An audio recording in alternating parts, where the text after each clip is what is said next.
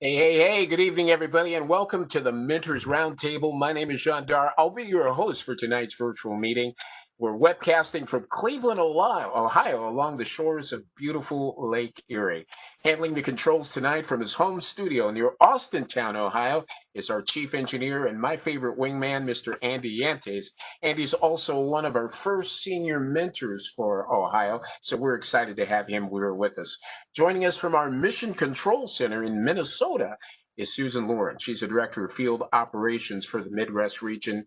You know her, or at least you've seen her work. She's outstanding, and we're so glad to have her with us. Before we begin tonight, we'd like to take a moment and extend a special welcome to those mentors who are joining us from outside the Buckeye State, whose teams regularly attend one or more of our first tournaments that are held here in Ohio. In fact, we'd like to know who's watching tonight. So if you haven't already done so, please open up the chat, take a moment, and enter your name, your team number, and your team's hometown, and of course, the first program that you're affiliated with, so that we can better understand the reach of our program, and we might develop specific programming in the future to better meet your needs. See that there are quite a few of you who have joined us, and we'll give you a moment or so to get yourselves logged in. Greg, it's good to see you. I see some first-time folks that are here as well, and of course, everyone is welcome. We've got an exciting evening for you. It's another great show, and tonight we've got Sarah and Brenda, Ohio's program managers for the First Tech Challenge and for First Lego League programs, respectively. They'll be joining Andy Yantes and Susan to share updates on first programs for the upcoming season.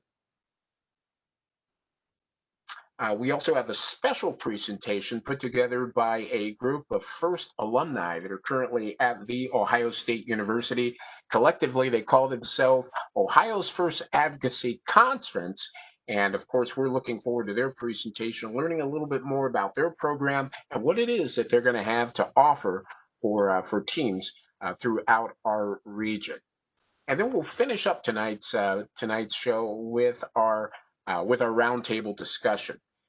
This evening, we'll be looking at first operations. We'd like to know what you're doing and how you're meeting and what you're doing to address some of your fundraising issues. It's also a great time to let us know what challenges you might be facing and also what types of resources you are in need of. And of course, if there's any way that First Ohio can assist you and those that are in your community. There is an awful lot to unpack this evening, so let's go ahead and get right to it. Here to explain the most recent updates and to provide a breakdown of what these updates mean for teams throughout the region, please welcome back to the Roundup Susan Lawrence, again, the Director of First Field Operations for the Midwest regions. Andy Antes, who we all know, our senior mentor here in Ohio, and also joining us for the first time here at the round table. We've got the team from the Educational Outreach Office at Wright-Patterson Air Force Base at Sarah Heiss, and I believe it's Brenda. Brenda, you have to help me if I'm pronouncing this incorrectly. Brenda Rosenbaum from Ohio First Lego League. She's a program manager there. Did I get that right? It's Roundup, but that's the most common mispronunciation. Ronenbaum. I'm going to do my best to get it right from this point forward. So, with those things being said, I'm going to turn our show over, at least the update portion, over to Susan, Andy, both you, Brenda, and to Sarah. Hi, folks. Mostly a heads up. Hopefully, those of you that are main mentors and alternates received my most recent email encouraging you to both look at, and I sent a link, and sign up for Frank's blog. That's going to become really, really important this year. Also important that you watch for notes from me, because the year will be different. And there will be a number of things coming your way, both for how your teams need to operate individually and for events. Individually, there was an email that came out late today, or it's coming out tomorrow morning. Andy, have you seen it yet?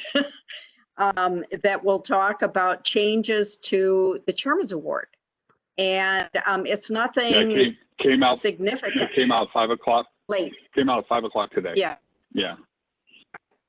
So you do want to read that if you're going to submit for chairmans. There are some changes. It's nothing dramatic, but it's some good clarification, some new guidance on submission, good stuff. So you'll want to watch for things like that this year. There are going to be a number of things that will be different. So you can subscribe to Frank's blog. It normally comes out, but you can subscribe to it, and I think it gives you a knock that, hi, there's something there to look. So do be certain to do that.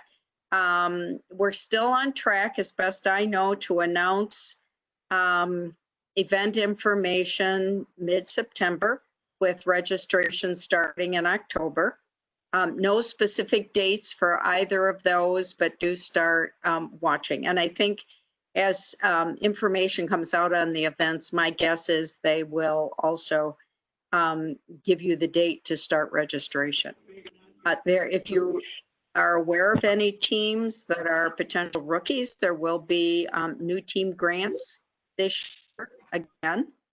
And I'm not certain when the information on that is going to come out, but September is a good guess. And when we get to the roundtable, if you have questions, we can go through them then. There's not a lot known at this point, but we'll let Brenda and Sarah tell you what they know, and they know an awful lot more than we do about their programs. And they can update. It's a good update for those of you that interact with FLL and FTC programs. Wonderful. Sarah, it sounds like you're up first. All right. Hi, everybody. So my name is Sarah Heist. Some of you have probably talked to me at some point through email, text messages, but I am the new FTC program delivery partner here in Ohio. I want to thank everybody who has been talking to me. You guys have all been very kind and very helpful as I've kind of transitioned into this role in the middle of the pandemic. So I'm trying to feel my way through everything. So I want to say thank you to those of you who have already been kind and gracious enough with your time and understanding. But with FTC right now, most of you who are coaches, mentors, or tournament directors for us should have gotten an email this afternoon announcing that we will be doing a fully remote season. Championship is still up in the air. And we are going to continue looking at things and watching things as far as having a live or remote championship, probably sometime March of 2021. But as far as the qualifiers qualifiers and the rest of the season go, we will be going fully remote. We are working on details. There's a lot of things, a lot of little details that we're still trying to work out to make sure that things are equitable for all the teams and make sure that everybody has what they need in order to compete in a remote season, since nobody was anticipating having to do this.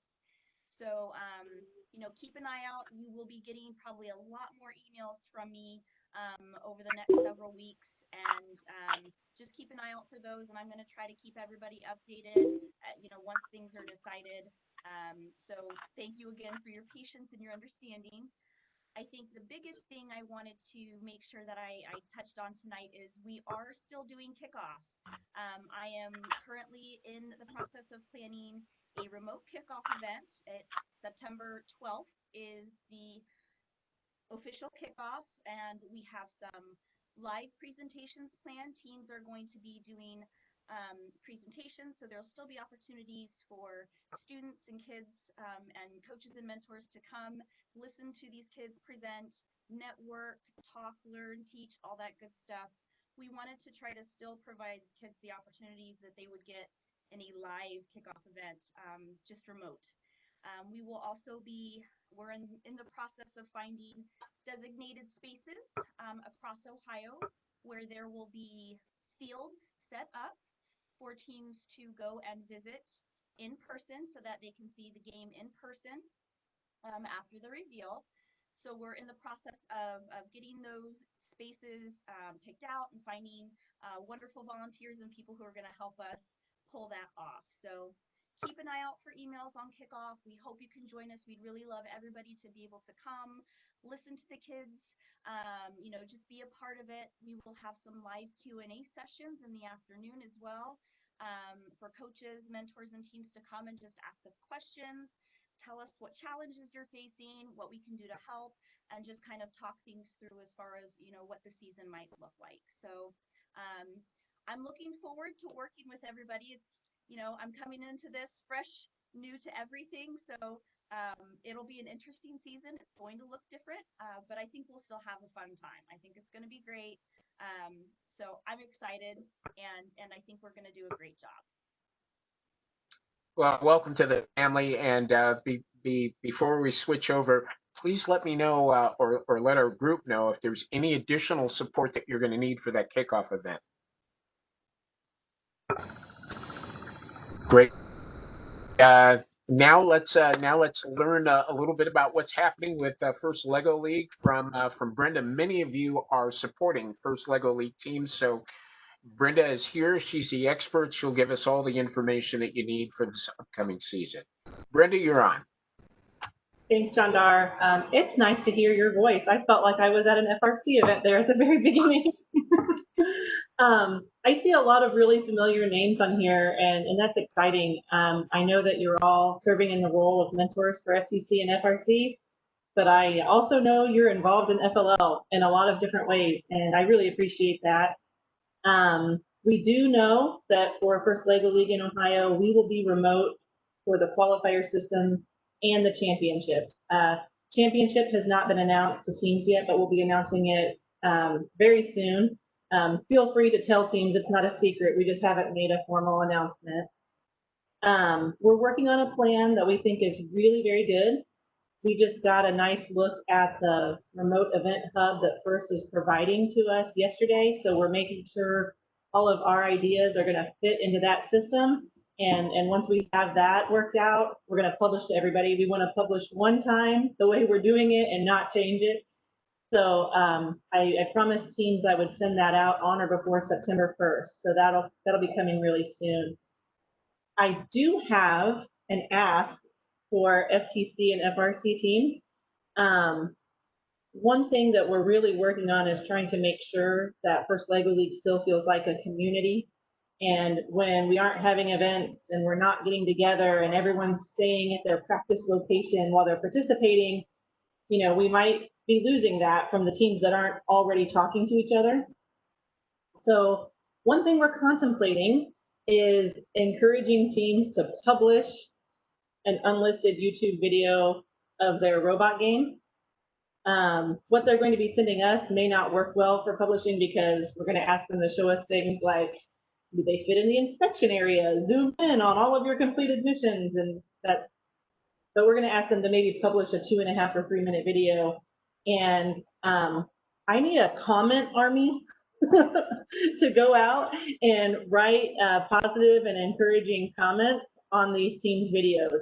And that seems like something that could probably easily be done with our FTC and FRC community across Ohio. Like it's a small ask, but I think would be really meaningful. And I also think there's a good chance it would lead to the FLL team starting to comment on each other's too. Like when they see it and they get the comments and then they go look for the other teams and comment. So I'm going to start a volunteer role called Comment Army. and that's what that is. And I would really appreciate your help. I can reach out to your mentors and start a sign up for that for teams who want to be involved. I see Lakota's already in. So thank you. If you're mentoring an FLL team and you have specific questions for me, please reach out to me. I really appreciate all of you and thank you for what you do.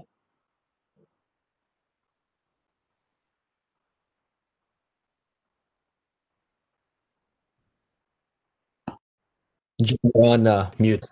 Yeah.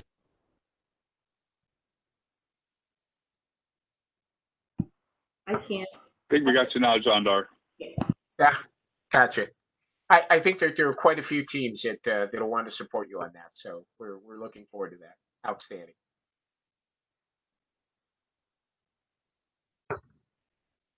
All right. Any other updates? Andy, do you have anything for us with regards to FRC? Well, I think they managed. They actually got everything. So I have all kinds of everything that they said is stuff I already know. So they took all my thunder, but that's why they're here. I wanted to make sure that you heard it. You didn't hear from Andy saying, "Hey, this is what I was told." You got it straight from Sarah. You got it straight from Brenda, and of course, you always hear it straight from Susan. So I just want to make sure that you guys are getting the information straight from the source. I do want to say Sarah is not new to First in Ohio. We can claim she's new, but she's not. She had been our partner for Junior FLL for at least a year, maybe 2 years. I want to say at least 2 years, right? About a year, 1 year. Yeah, yeah. So she's new to FTC, but I've actually been working for her longer than that. So we might have seen her somewhere at some point in time. So, but yeah, I want to, it's a great idea. I said if we don't get it directly from Brenda, I'll make sure that we get information to be able to comment on those kids items. We might be able to do something similar for FTC kids as well, depending on how we're going to end up posting their videos of their robot matches as well, to be able to get some positive feedback on what they're doing. But other than that, I'm good. And I thank you guys all for coming out tonight. And I turn it back over to John Dar. Thanks, Andy. And Sarah and Brenda, thank you so much for joining us this evening. We hope that you won't be strangers and that you will have the opportunity to join us again.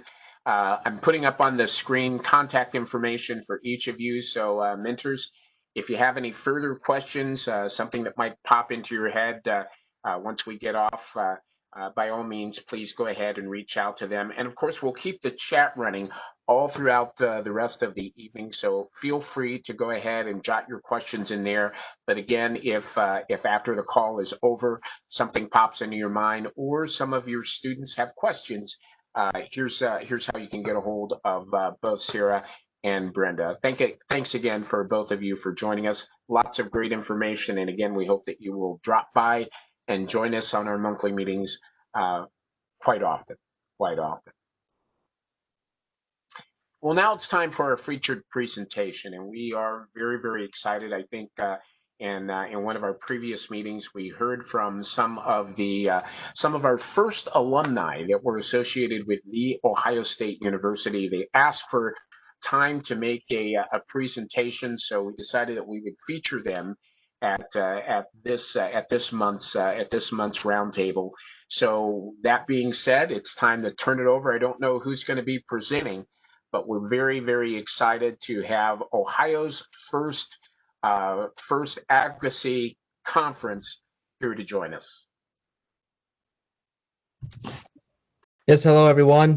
Thank you all for coming in, and thank you again, Andy, for allowing us to come through to this meeting. I hope everyone's been doing well and are excited to join back with first and get back to a little bit of normalcy with the first season, even though it's going to be a little bit different. I hope everyone's excited for what we're going to be doing in the future.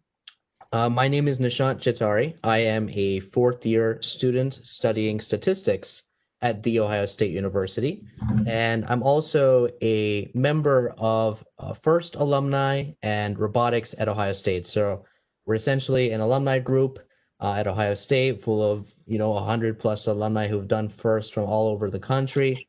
And we've done a lot of programs, including Robot in 3 days and competitions involving that and other colleges across the state as well as Michigan and whatnot. We're also uh, the, creating a class, and not even creating, we've been able to create a class that students can take for mentorship and learning how to be a good mentor. And then actually they'll be able to mentor teams in Central Ohio for school credit. And another one of our things is we wanted to talk to you about another initiative, which would be the Ohio First Advocacy Conference. We felt like that we needed to get more advocacy out there, and what a better time to do it than when most people are at home and they need things to do. So this is a great way to try to get everyone riled up and excited for the first season. And what we did is we talked and worked with several first teams in the Central Ohio region to try to get the conference itself started up, to try to get a good foundation of what we'd be doing before trying to spread out and get everyone on board with our message and everything that we're going to be advocating for. So without further ado, I'd like to present the three co-chairs with OFAC. I'll let them introduce themselves. Hi, I'm Raisa Bakari. I'm a rising junior on FRC 3324, the Metrobots, and I've been doing first for 6 years now. Hi, my name is Aditya Chitari. I'm the team captain for First Tech Challenge Team 14320, The Antidote.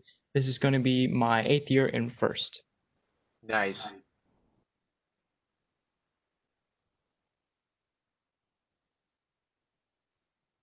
Hi, my name is Ria Singhal. I'm a rising bad robots. This is also going to be my 8th year in first. Yeah. Alrighty, so I just wanted to quickly go over our mission statement and what we want OFAC to do in the state of Ohio. And really, just to boil it down to one sentence, is we want to make sure that we want to make Ohio government funds be available to support participation in across all FIRST programs, First Lego League, First Tech Challenge, and the First Robotics competition all across the state, with a specific emphasis on engaging underrepresented and underserved populations in STEM.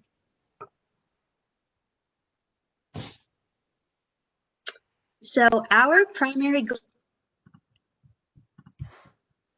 at the end of May or the early June. So to accomplish that successfully,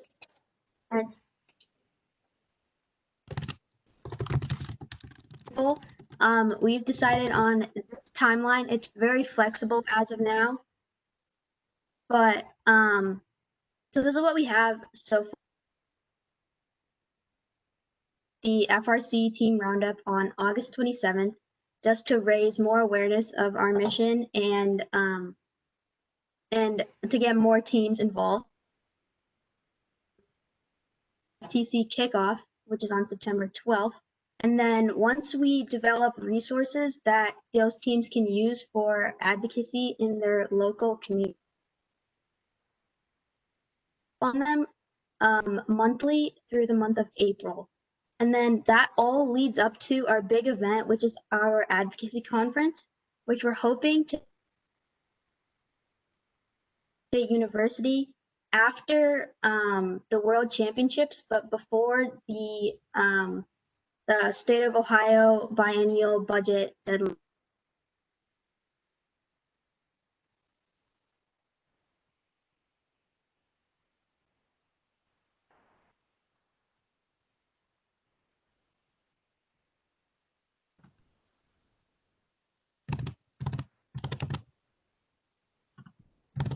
If you wanted to go to the next slide. Yeah, so we have a lot of people that we're going to be working with. It's not a lone effort. First off, obviously, we're going to be working with Ohio First. It's going to be great, as well as we have the National Advocacy Conference that happens in Washington, D.C. every May, and we're working very closely with the founders of NAC over at Team Rush and everyone there to try and make this possible, as well as SASA and the first Chief State Advocate Program. That's actually an initiative by First, who are looking to start up their own advocacy programs all across the state and try to help them be the best that they can be. Next slide, please. So specifically looking into the Chief State Advocate programs, as I said, their goal is to try to develop that network of First advocates across the country and increase local advocacy efforts at a small scale from teams that are, they aren't normally in crowded areas, and trying to support them and what they're doing and try to help other teams grow as well. This was actually launched later past this last year, and there's some great people who are actually leading the charge, and we're working very closely with these people, try to get insight and advice on what's worked from other states, what hasn't, and try to navigate the political space from an advocacy side, and try to see what strategies work best. So we're trying to do a lot of groundwork at this stage to try to make sure that our foundation is as strong as possible before getting everyone from the state to try to help us out throughout our mission. And our mission's very straight focused. It's very forward. If you want to go into the next slide, you can see exactly what other chief advocates will be doing. And we can also take a look at, well, yeah, essentially it's everything here, where these advocates, essentially all of us, would be doing all of these sorts of things to try to work with teams as well as policymakers and lawmakers, and understanding the political process, how to actually create a bill in real life instead of just getting it from Schoolhouse Rock. But trying to actually, understand the whole process of the political side of things and engaging with first teams from across the state. So we're going to be hopefully doing some really awesome things in the next coming months before the state actually passes their biennial budget. What's interesting about this state is that a budget is actually passed every 2 years. So we're very lucky by the fact that the budget's actually going to be passed in 2021. So we have a great amount of time and to get the ball rolling and get support from everyone in Ohio First and all the teams here, and essentially be able to advocate for what we need. We're going to come together and try to figure out what we need to advocate for, what's going to best serve teams from across the state, and try to help them succeed in the fantastic program of First and everything that it has to offer. So hopefully in the next couple of months, we're going to be able to ramp up significantly what we're doing. And I think Risa can tell you about what the actual examples of what other states have been able to do with the advocacy program in their state. Yeah, so on the slide we have a couple examples from other states that have successfully gained funding for their first programs using advocacy. Just to highlight a few, Michigan, they receive average of like 2.5 million per year, and they have received that for the past 4 years. Florida started off with 200K, and they've increased to 500K since 2017. And New Hampshire, they receive 375K towards First for every through your school district. So as you can see, there's a lot of examples per states of what they've been able to do, and that's what we're hoping to do with Ohio First. Yep, and just how Raisa and Nishan were saying, here are some great links of other communities and other conferences that have gotten stuff to work with advocacy within their local state, and they have wonderful acronym pronunciations. We've got the SNEAC, the NACAC, the SACOT, and the MAC. Beautiful pronunciations once again. But these are states that have successfully been able to produce some type of response in the political world in receiving state funding for first teams throughout their entire state. And that's really all we've got for you guys today. We would love to be able to answer any of your questions or comments, suggestions, tips. So please. All right. Yeah, we'd love to get everyone involved in this. We were coming out here specifically to get you all excited and let you know that this is going to be a thing that we're going to pursue strongly. If you need to contact us, I've posted that in the chat, or you could also do firstrobotics.osu.edu. That's just our main website, and you should be able to find a contact there, which is actually just firstrobotics at osu.edu.com or just osu.edu. And yeah, we'll take any questions. Hopefully we can answer. Right now, we're trying to build up a strong foundation of Central Ohio people so that we have just a basis of what we're doing. And very soon, hopefully within the next month, maybe 2 weeks, we'll try to get as many people on board so we can try to figure out what is the best things that we need to advocate for, what will work for people that's in a more populous state versus our city versus places that aren't. So we're open to any questions. What are some of the what are some of the things that you're looking for from support wise from mentors and from teams around the Buckeye State? Yeah, so I mean, we obviously want everyone's support try to get everyone's support from all the first teams. I mean, this is going to be, we're hoping that we'll be able to benefit the entire first program and all the teams that are involved. So what we're thinking is if you want to be involved, definitely email us and we'll get you contacts into our whole system and then we'll go from there. Eventually, we're going to be trying to reach out to all the teams and trying to see if they wanted to join, as well as get their background and understand what's worked for them, what hasn't worked for them, and try to understand what's the best way to try to replicate success amongst different communities. So as mentors and as teams, we'd love for you to be able to disseminate this information to your guys' teams, just letting them know that we exist and to join our efforts on our end. Very cool. Questions for our guest presenters? I do. Coming from an urban area, I'm one of 5 coaches for 5 teams that just started in Cleveland last year. We didn't get to go to our regional because of wonderful COVID. So what are you guys thinking in terms of balancing funding for first programs with education funding? Because I know that's going to be a struggle already in the coming budget, and I know that that's going to be a huge discussion in the next one. Yeah, you're right. Most of this, what we're looking through is a lot of successful things in terms of federal funding through the Every Student Succeeds Act as well as the Pertinent Act, both fantastic things that are trying to push funding from the federal side of things to the state, although that's only like 10% of what the state does in education anyway.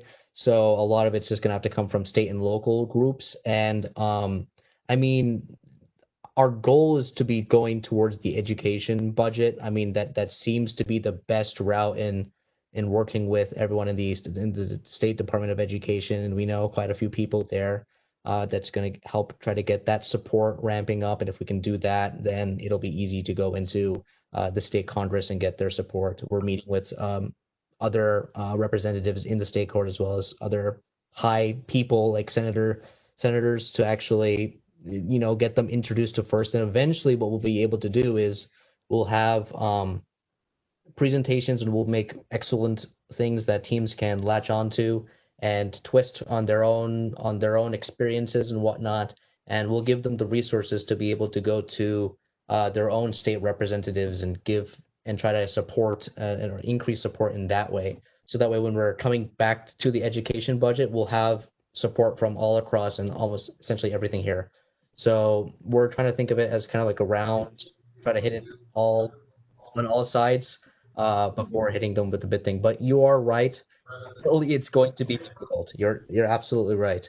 And I think we're going to be meeting with the president of the State Board of Education in the next couple of weeks. I don't know exactly when, but we're going to try to get their advice as to how to figure out the maze that is politics and try to get a lot of money from the education stuff and whatnot. So it's definitely a learning process for us, but as we get updates, we'll make sure to update you guys and try to see what we can do from there.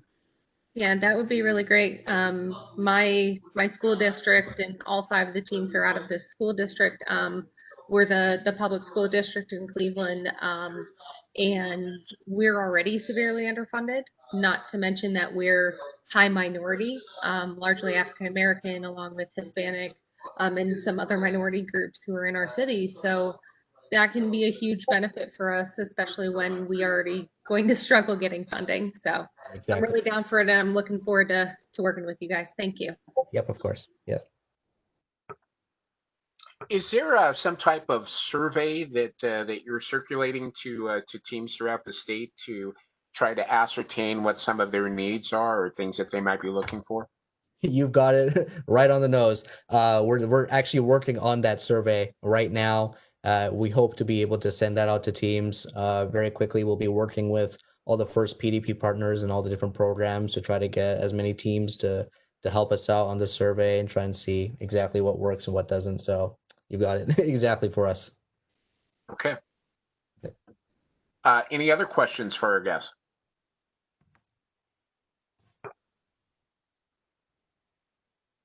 All right, very good. Well, thank you so much for coming out and joining us. That's a great presentation. You've given us a little bit to chew on, some things to think about. It's exciting when you take a moment and you look at what's been done around us in Florida and most notably in Michigan. And we can only hope that we're able to do something like that.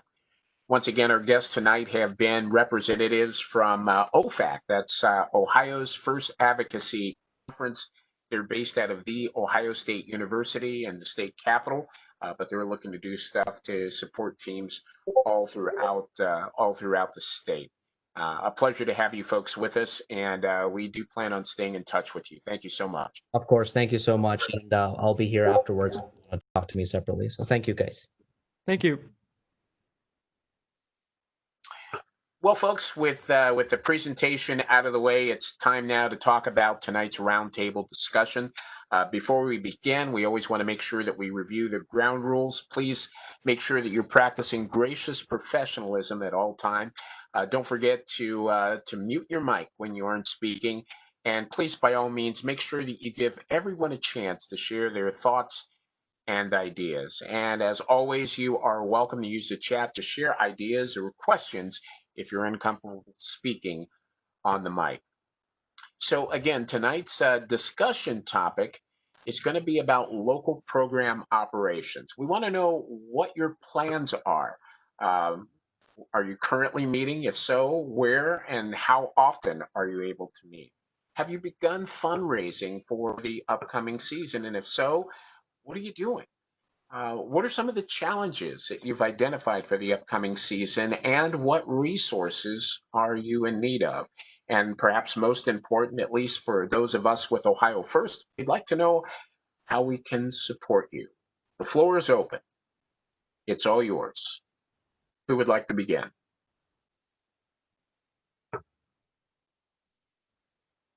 Oh, don't be shy.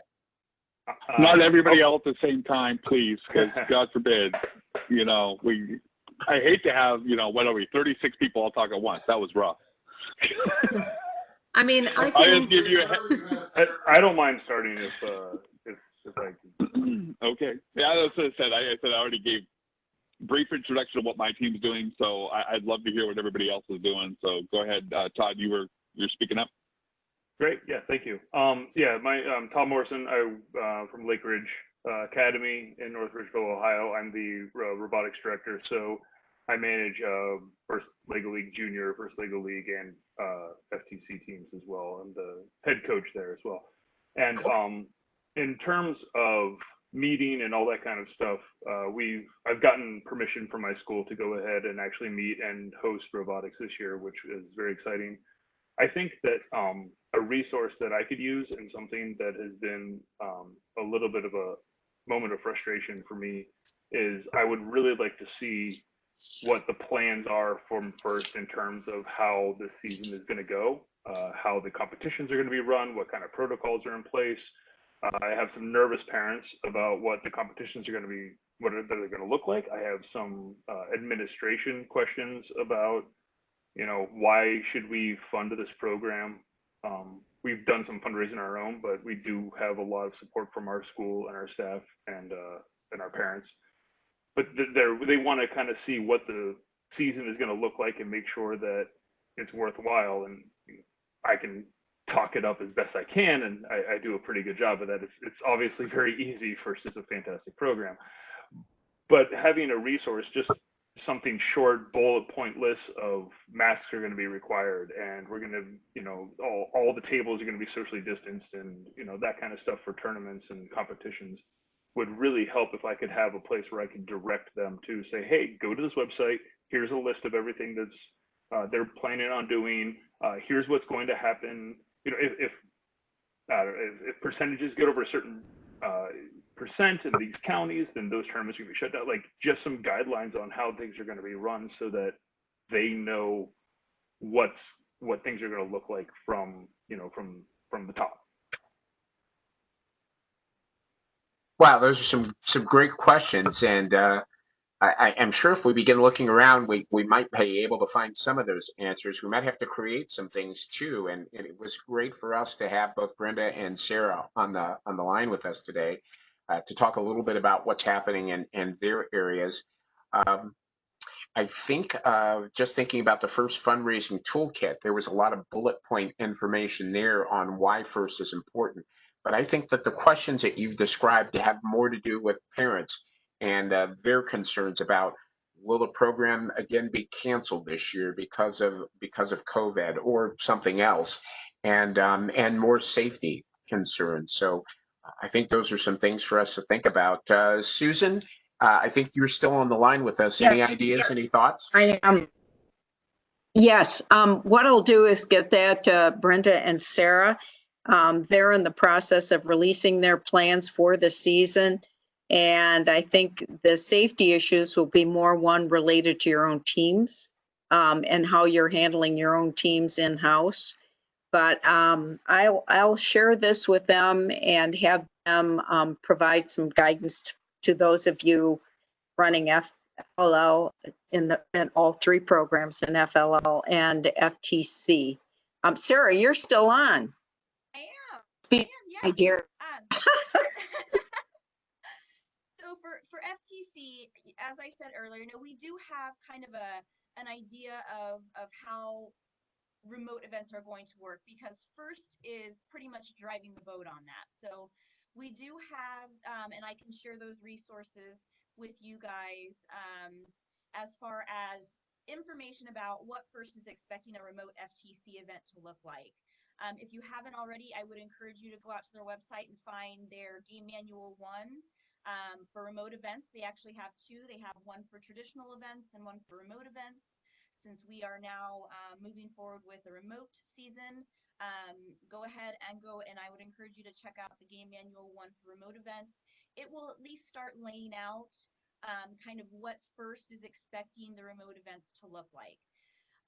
From my standpoint, the things that I'm still trying to work on are the little logistical things. So how are we going to help support the teams with what they need, whether it be reliable internet, game fields, things like that. So we're trying to figure out what challenges the teams are going to face and how we can help support them so that they can have a successful remote season based on what first is expecting it to look like.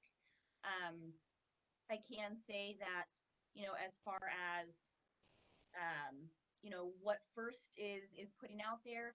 It's exciting. Brenda mentioned the remote event hub. That is going to be something for remote events that coaches and tournament hosts, volunteer coordinators will all have access to, and it's going to be essentially it's a hub. So everything that we do for our remote events are going to be done through there. And Susan is absolutely right. I think as far as safety concerns for scared parents, I have 2 little boys myself. The majority of the safety is going to be done within your own team, because it's going to be remote judging, solo robot play with just your team. The only kind of, you know, safety issues that you guys will have to work out will be amongst your team, at least for the qualifiers. And we do hope to be able to provide more information as far as how many qualifiers for FTC we're going to have, how many teams we'll be able to accommodate, and all of that. We want to see, we want to give it a little bit more time to see how many teams we have registered before we start making those decisions. But a good place to start is that game manual 1 for remote events, and it might help kind of lay out a general plan as far as what an FTC remote event is going to look like. Great, Andy. And I was gonna say, Todd. I said we know where FLL is, we know where FTC is, and we have not been given, and most likely won't see the guidance on FRC until that end of September, probably October timeframe for the FRC teams. Because that's what, you know, FTC. I said that's what I was talking to. I actually talked to Sarah this morning about what we were doing with FTC in the state of Ohio, and being able to tell you guys as FTC coaches that, hey, we are remote. We do have a resource out there that says this is what a remote event's going to look like. It's really great to be able to do that, and hopefully we'll be able to share that same kind of information about the FRC competition come October. All of that sounds great. Sarah, I thank you for your response. I thought that was perfect. You're and welcome. After I get classes started and actually started my school year, we're doing both at home and on campus. So I basically have 2 jobs this year. So when I finally get an opportunity to read the manual and get a little better grasp on exactly how the remote events are going to go, I'm sure I'm going to learn a lot of the questions that I have. I think that some sort of short resource that I could distribute to parents and administrators with questions would really help and go a long way in terms of making people feel a lot more confident about. I mean, just the fact that we're having remote events, that goes a long way just in itself. But then when they start saying, well, how, because they don't care so much about the rules, that's the stuff I'm going to care about. But they would really much like to hear whether or not FIRST is going to start saying, this is the protocols that we want you to have in place, you know, as just as a program. And I think just having a resource that is easily distributable and digestible for the general population would help a lot. But thank you for your answers. I know that we're all working hard. This is a very weird year, and everybody is very much overworked. So I just want to say a general thank you to everybody out there that's doing all of this stuff, because I know how tiresome I am, and I'm not even doing the real work that you guys are. So. Cool. Dave, I think that you had a question here, and I hope I'm reading the chat right. Your question had to do with FTC versus VEX and any online resources. Do you want to share your question with everyone?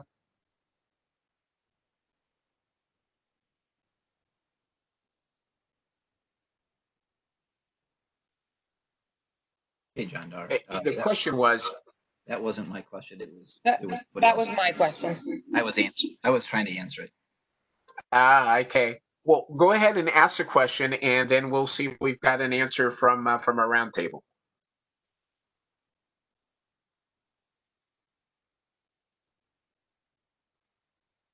Was that your question, Jennifer? Yes, that was my question. So we are in Columbus City Schools. And so I currently teach robotics during the school day and hold after school meetings and weekend meetings and whatever. But currently right now, extracurriculars are in the same boat as athletics, which means we are not allowed to meet in person at all until further notice. And so for me, looking at this school year and trying to figure out how do I do essentially either FTC or VEX, because to be honest, I do both of them. How do I, which, is it better to choose one or the other? Who has better resources for me to be able to teach this essentially online, because there's no guarantee that we're actually going to be able to gather in person to actually build anything. So I'm just looking at what resources might be out there. So specifically, you're interested in what online resources might be available that you could use for distance learning classes. Yes, because I mean, like, we talk about, the background of FTC and developing, but I mean, most of my kids are going to have Chromebooks, which means they're not going to be able to download, Android Studio to do certain types of programming. They're not, so we're going to be limited on what I can actually have kids be able to do. We have a designated laptop, that I purchased that my team uses, to do programming for FTC. But, if I have 7 kids and 6 of them are brand new to the team this year, I'm kind of at a loss of how to teach kids the beginning structures of FTC without having some better resources for them, considering I'm trying to teach them how to do this completely online. I would focus on the engineering notebook point of FTC. Writing a business plan is something you can do with Google Docs on a Chromebook. Writing out budgets. There's a big, often overlooked component of FTC that the other programs don't have. That's just online collaboration. I mean, I think historically our team has done hundreds of pages of Google Docs. It's good collaboration stuff, as well as working out how to use Slack or a convenient online product and a collaboration product, and figuring out how to use Git to share code repositories. Another online real useful skill. Great suggestions, Nathan. Is there anyone else who is experiencing this or faced with the same challenge out there? I am. I mean, this is coming into our second rookie year, where we were still, I mean, right at the end, we were finally getting moving, getting skills together. Our main programmer graduated, so he's willing to come back as a mentor, but he has college, so he has to focus on that too.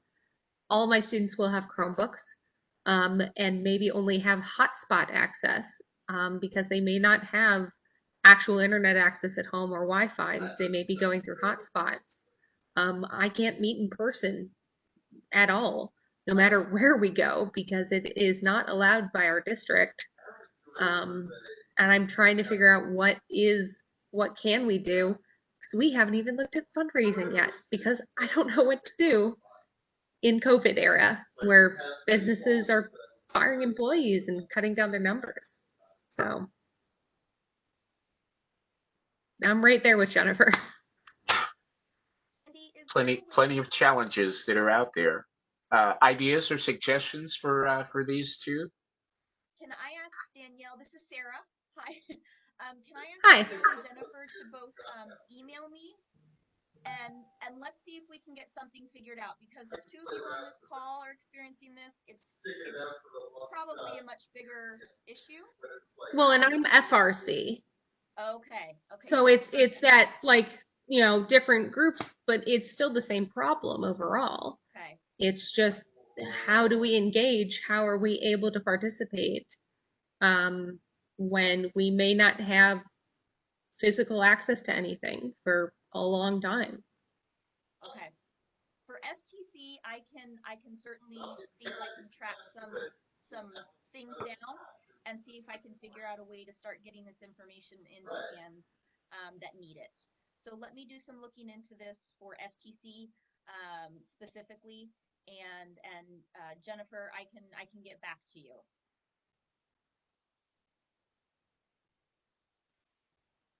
Someone else? What are you doing? Are you able to meet? How often are you meeting?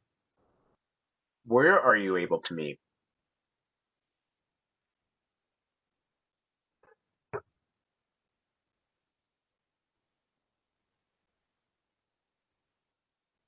David, you've got any things going on, or are you involved in fundraising or anything else for that matter?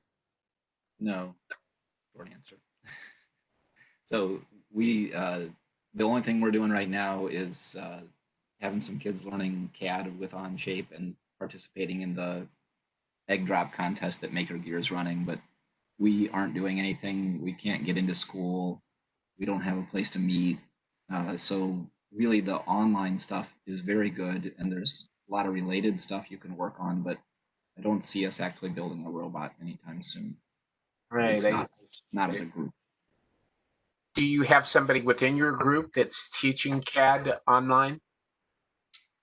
No, not very much. So I've mostly just turned the kids loose on the Onshape tutorials, which I think are very good, and the AutoCAD and Creo tutorials are very good too. But the advantage to the Onshape ones for us is that the kids have a Chromebook from school, and they can run on that without installing anything. So that's why we chose that one.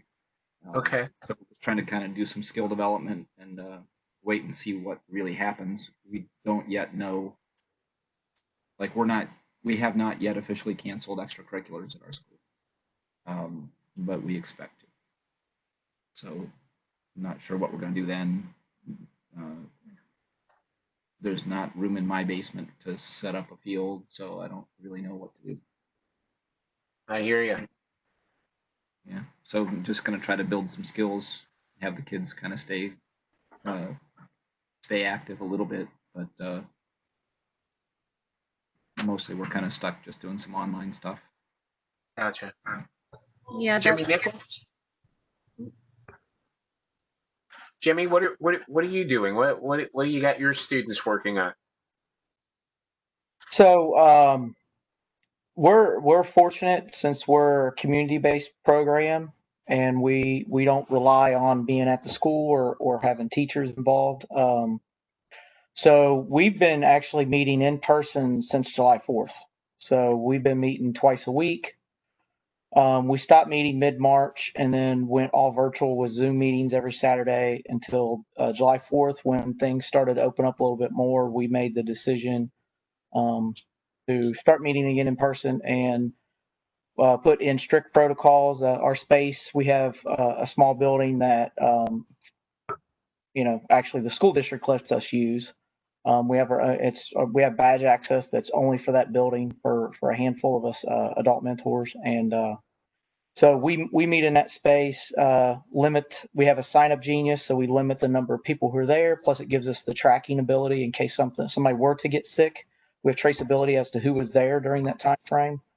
And then at the same time, we have strict protocols as far as sanitizing, hand washing, number of people are allowed in the same room at the same time, masks, and the whole 9 yards. We temperature check everybody when they get there and all that stuff. So, and during this time, my kids, what they've been doing is we've still been trying to actively recruit kids. And we know a lot of people are remaining virtual. So down in the Lakota School District, we had something like almost 4,000 students sign up for virtual, and then the other remaining 25,000 students or whatever there are in the district, because it's ginormous, are doing in-person school. We knew that there were going to be a large portion of our kids that sign up or even that are coming back to the team that are going to remain virtual. So my student leaders, along with a few new faces that came onto the team with FTC experience,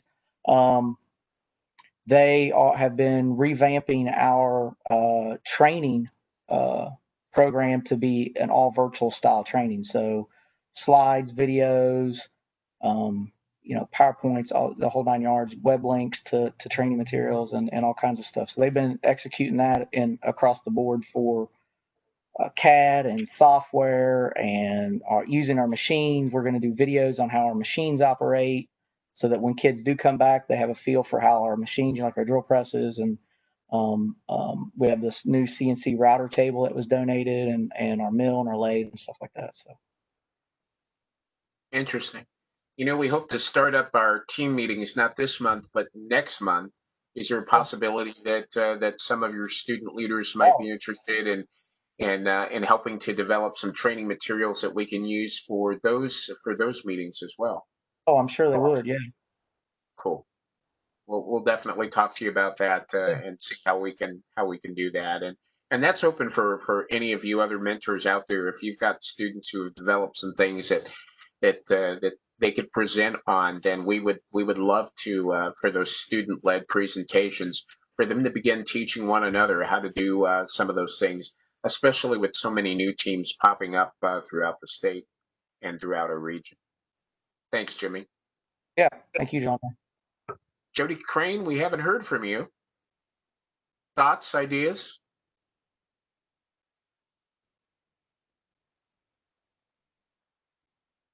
Jody Crane is one of the guests that we have. Her mic is muted at this point. Just want to thank everyone for participating tonight. This is my first time attending a mentor meeting like this, and I'm picking up an awful lot of good ideas. I would just share for our team, we are a very teeny tiny team in Cincinnati. We are a small private Catholic school. School just started this week, and I would just remind everyone to put yourself in the shoes of the teammates that, you know, going to school is very stressful, especially right now. And as we all know, first, when it comes to competition time, the stress level really increases. And I just wonder if there's something, you know, with it going, with the events being remote, I almost see that as adding to the stress because it's a brand new environment for everyone. And the lack of control that first is showing on that. So for FTC, it's all going to be on the honor system, which just leads to so many interpretations of rules. I just find that a little disconcerting to the point where I wonder if there's like if FIRST has ever thought of like given the year that we're having for a team who really wants to gain the skills, build a robot, but maybe not necessarily compete. If there's an alternative for a team like that. More like an exhibition or a festival. You could just do that, but like there's nobody says that you have to compete. Well, there is one person. Right. But I think that the festival wouldn't have the same fun and would have all the same risk from a medical standpoint. So a YouTube festival. Yeah. So yeah, I don't know. I'm completely not worried about the ethics of people following the rules.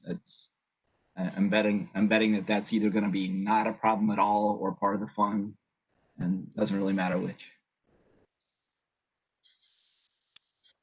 Anyone else? Any other comments? Andy, what are your thoughts? Yeah, I'd like to introduce myself. I'm Rick McKenzie.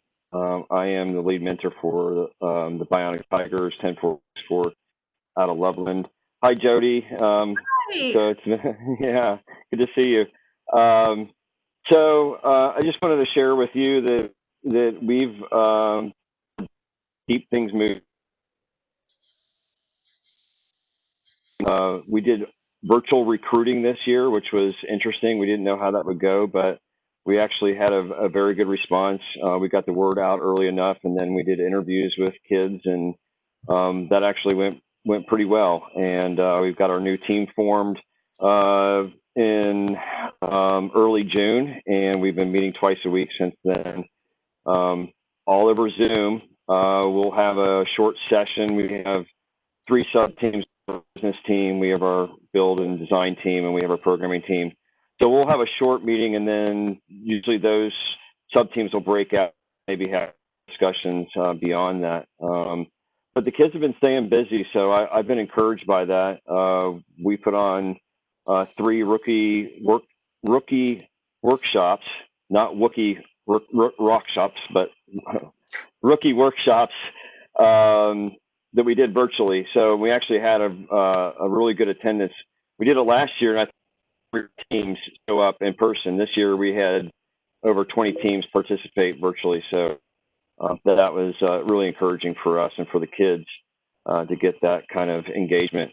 Yeah, we're like a lot of teams, though. There's so much that's uncertain, especially when it comes to how we're going to get together and meet in person, which is the only way you're going to build a robot is you're going to at least have to have a small group together. And our space that we have right now is really too small. And we have a sister team, 5040, which meets in the same room at Loveland High School. So we're trying to sort out the logistics of that. Sign Up Genius is one way to do that. We're going to try to maybe split and alternate days that we're in the room. But even then, with the number of kids that we can have at any one time in that space where we build and we have our field is going to be difficult. So yeah, we've looked at some alternatives. I question whether or not a full field, for example, is going to be really that important this year. We'll see after September 12th, but I would hope that teams will be able to get by with doing most of what they need to do with a half a field, which would open up some opportunities for us. Great. It sounds like you guys are staying awful busy. And by the way, if you have more of those virtual workshops coming up, by all means, let us know. We'll put the word out. I'm sure that there are plenty of teams that would want to participate in something that your students are putting together. Yeah, sure. And we just put those up on YouTube and made them public. So I can probably, if you email me, I can send you the links to those. Sure. Or you could just type the links into the chat. And we'll definitely follow up on that. Okay. Let's forget about 10 more minutes. Is there anybody else that would like to share? Well, I had a question to see what other teams are doing. I mentioned that we haven't started fundraising yet because I have no idea how to. I mean, I was already trying to figure out how to approach it normally, let alone virtually, and when companies are experiencing shortcuts or cuts and school districts are having cuts. Has anybody had success in fundraising currently, or considering that parents and communities are going to be harder for us to pull from, since my students and their families generally are at or below poverty line?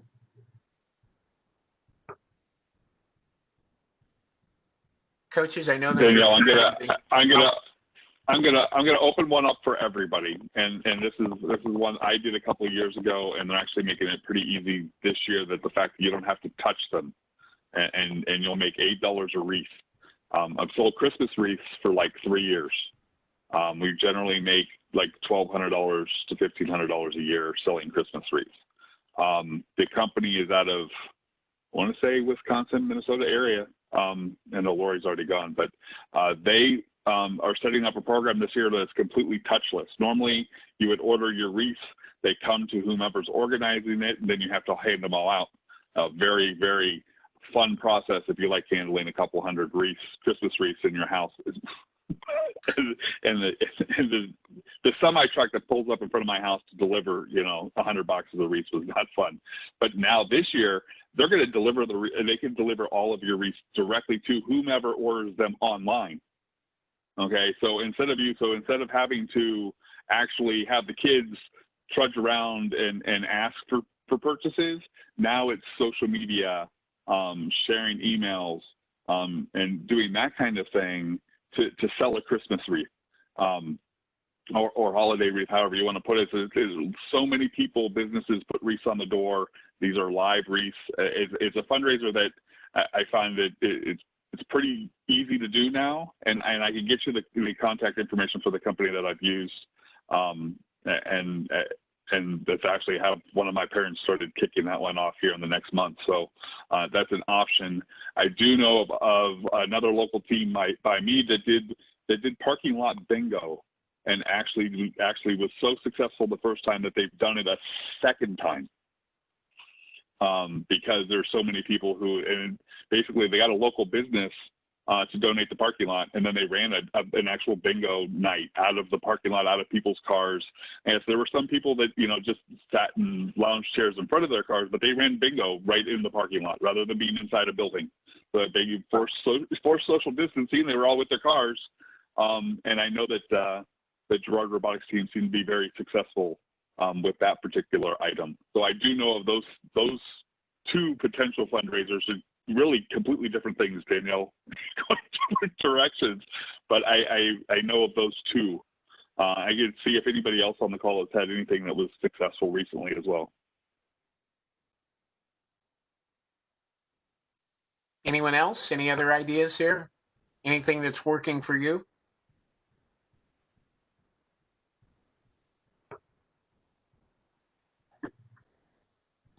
I'll offer another one to Danielle specifically, that if you can find a Rockwell Automation employee to be one of your mentors, that usually comes with some money. So, A what company? Rockwell Automation. Rockwell. Oh, good point. So we've worked for a zillion years with Team 120 and a number of others, but yeah, so that's, and again, it's hard to find mentors, especially this year, but you know, that is our kind of corporate policy on FIRST, is that if we have a mentor working with your team, then we give them some money to go with that. Not a lot. Okay. So more than zero. Yeah. Hey, So, anything is Jenny, appreciated. David, thank you for that. Is John Dar, has Marcel reached out to you and Pete Brown? I couldn't tell you. I have been I've been away from work since March. True. Currently on medical leave, but I know that Pete had been speaking with Marcel and hoping to get him involved. I have another suggestion. I think he came up with one volunteer already, Danielle. So are you in contact with Pete Buka? Talk to Pete about that, because Marcel sits on the planning committee. And he was going to try to find a mentor for each of the Cleveland teams, which would then qualify you for the money that David was referencing. Okay, yeah, because I was just reaching out back to our big collective group and saying, hey, we should probably meet and talk, all of us, and figure out what's going on. So You're all going to have the same issues. Yeah. So yes, and there's 5 of us, and we want to make sure we keep going. Yes, absolutely. And he has been talking to Marcel, and the last I knew, Marcel had at least one mentor, but that's months old. So he may have more at this point. And it's respectable money. Yeah, Andy, I would love to get those ideas. I have no idea how even remotely successful they could be with, I mean, my kids come from all over the city. They're not in safe neighborhoods. School parking lots are not safe places. So there are potentials, and I can look at it and see what we could possibly do. Our school doesn't do fundraiser sales because they never work.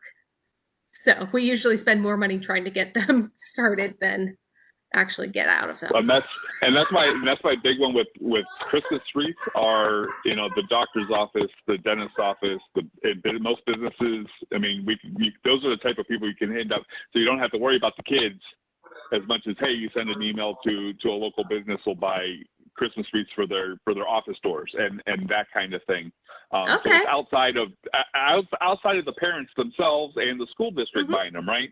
You're actually looking at something that potentially these businesses were going to buy anyway. They're buying them from you. You're getting $8 a wreath. That's why I offered it up as a suggestion. Oh yeah, that sounds more feasible. Talking to businesses and stuff. Thank you.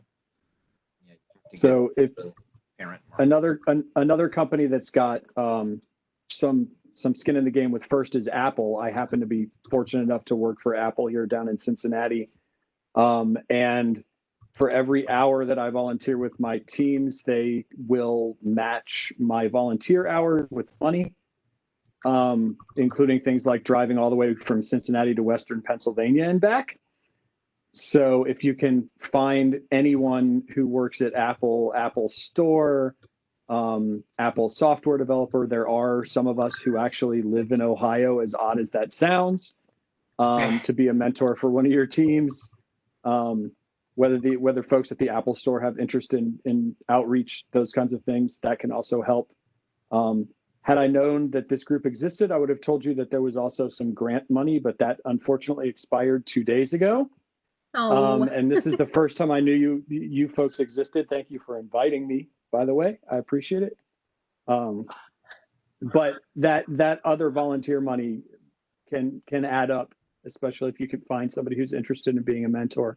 And I know a Oh, lot of definitely. our store folks are interested in doing some community outreach, so it's worth a shot. Definitely. Thank you. Yeah, because there was one of the other coaches, I'm guessing he had to go do something, who actually, this was his first time joining this too. So I'm trying to get more of them and get us back up and running because we kind of just stopped in March. Because our kids had no way to stay involved in any capacity. So trying to get us up and running again and figuring out how we can make sure that we're in the competition this year, that's going to be huge for us. So thank you guys for the ideas. Yeah, and Bradley was asking, what is the name of the company again, Andy? It's Mickman Brothers. And I was trying to put it in the chat window, and for some reason I can no longer type in the chat, and I don't know why. I was going to copy their, I don't know what happened that I can't type, but it's called Mickman Brothers is the one that I've worked with, and they're very nice and very good. You get on their website, send them an email, and they're very quick to set something up for you. So. Okay. Well, everybody, thank you so much for Apple. Go ahead, Susan. Anyone from Best Buy, they do the same thing. They watch their employees' time with me. Home Depot and Lowe's also, your local, both of those stores, if you have an employee or if you talk to them, those are good sources of miscellaneous parts and a little bit of store credit. I mean, $100 in store credit at Lowe's or Home Depot can go a long way toward making a robot work. Cool. Forget about employee match donations. So that's a big source of funding we use. Is you have a 501c3, you get a parent to donate to it, and then their company will match whatever is donated. There's a lot of companies that do that. That's great. Eaton is another company that has not a lot of local, but does sponsor a fair number of first teams and has a large local presence. I think AEP does some team sponsorships. I think Dominion does, and First Energy does a couple as well. Nice. And thanks, Nathan. Eaton's headquarters is actually in Cleveland. Well, that's an advantage for me then. Yeah.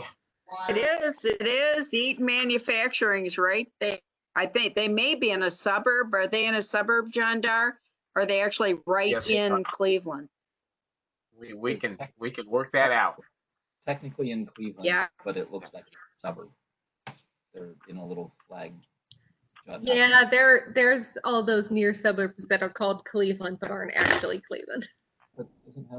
Yeah, that's all right. Right there, and have been for years and years and years and years. That's what they're talking about. So Eaton, well, folks, this has been a great roundtable discussion, but we've gone over our time limit here, so we need to wrap some things up. Clearly, we have a whole bunch more that we can talk about and some more things that we can get. We've provided a lot of information inside the chat that we hope that you'll take advantage of and utilize. And of course, as you come across more information, by all means, let us know. We'll get that out to you as soon as possible. We aren't done with this conversation yet. We'll definitely be coming back to it. in the days and the weeks ahead. I want to take a moment and remind you that Ohio First needs your help. If you've got an idea for a future show or topic, something that you'd like to discuss further, or if you'd like to carry this discussion on a little bit further, by all means, let us know. You can use the chat and tell us, or you can reach out to us offline. You can email Andy Antes. His email address is there on your screen. Also, if you have a team member or if you're a member of a team that's interested in being one of our featured presenters, either for the roundtable or for our monthly team meetings that again will begin next month, we want to hear from you as well. We definitely want to incorporate a team presentation where we're teaching one another, where our students are teaching other students how to do things, from how to do CAD to thinking about strategies to the whole host, everything that's involved with participating in FIRST. So we'd like to take advantage of that. And if you've got some ideas, or if you have members of your team that are interested in doing that, please, by all means, take a moment and post your ideas or your contact information in the chat. Or as I mentioned before, contact Andy directly. His email address again is on your screen, and we can take care of all of that. 30 seconds left. What are the things that we need to do? Oh, coming soon. Be sure to tune in next month for these upcoming shows. We've got the Mentors Roundtable. The next one will be on Thursday, September 17th. As you already know, it's our virtual meeting space where FRC and FTC and now FLL coaches and mentors can get together to talk about those issues that are most pressing to new and veteran teams. From recruitment to fundraising to coaching techniques and more, there is no topic that's off the table. It is adults only. That way you can have your adult beverage at home. Again, it is for adults only, but it's content that's developed for mentors by mentors, and we hope that you'll be able to join us. Next episode will be on Thursday, and again, that'll be September 17th, 8 p.m. Eastern Time. We also want to remind you that our next FRC FTC virtual roundup will take place on Thursday, September 24th. This is an all-team meeting, so please get the word out to your teams. They can tune in and participate in this online. Roundup will feature more of what our teams have been asking for, and that includes great first updates, engaging student-led team presentations, informative tips and techniques, all of that plus more trivia, prizes, lots of fun. And remember to make sure that you mark your calendars. Our next virtual meetup again will be on Thursday, September 24th. Again, that'll be 8 p.m. Eastern Time. Running out of time here. Andy, you got to help me out. I'm losing ground fast. Yeah, you're doing great. I want to thank everybody for coming out today. We got thanks Sarah Heiss from FTC, Brenda Ronabaum from First Lego League, and thanks again for the Ohio First Advocacy Conference kids for coming out and giving our information. Thank you guys for coming out.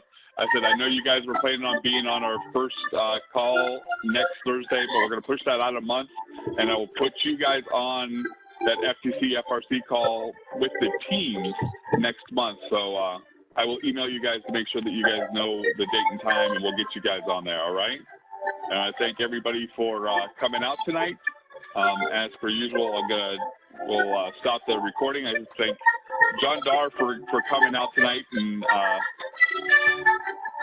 suffering through. I thank you so much for everything you've done. Susan, thank you for everything. And we'll talk to everybody again next week or next month. Oh. All right. Thank you. Good night, Andy, everybody. thanks, John Dar.